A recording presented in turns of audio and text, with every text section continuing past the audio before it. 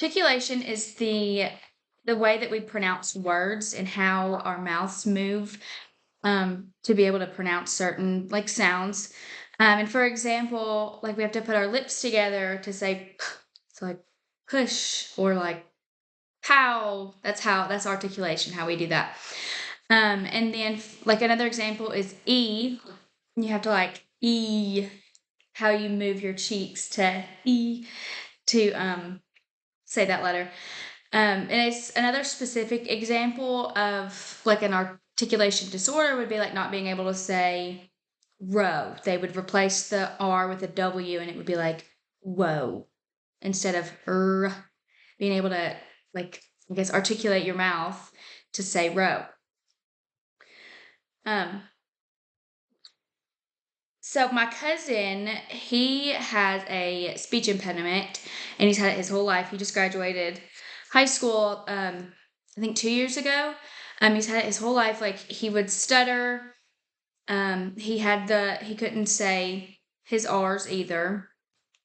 But I remember specifically when I was younger, hearing stories about how he was bullied at school and like how awful these middle schoolers were.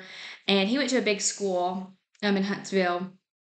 I ended up teaching there, so I know a lot about what kind of the culture. It's like a melting pot of kids. It's all very diverse and little cliques, a bunch of little cliques and stuff. And me and my mom would get so frustrated and be like, why don't you put him in to like get some interventions? And he did for a while. He got better with his stuttering, but he had the same like implications that I'm about to say, like the negative implications. He'd be very quiet to himself. He didn't really talk much at family functions. He would stay like right by his dad's side the whole time. But when he did talk, he stuttered a lot. And obviously, we're family. We're not going to say anything about it because we're family.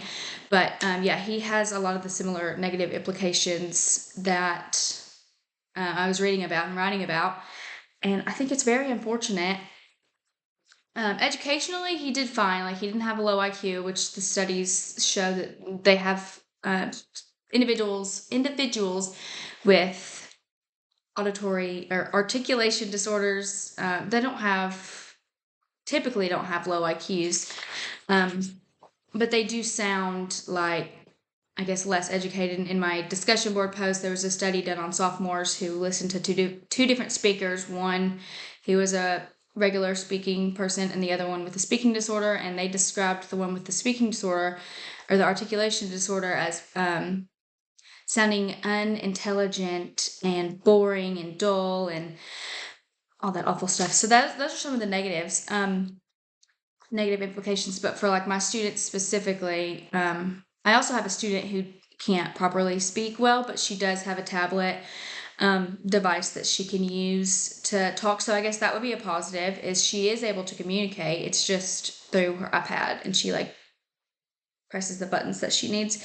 Another positive is that their IQs are not as low. They're not low like people assume they are. So that's good for them because they are still, learning and stuff.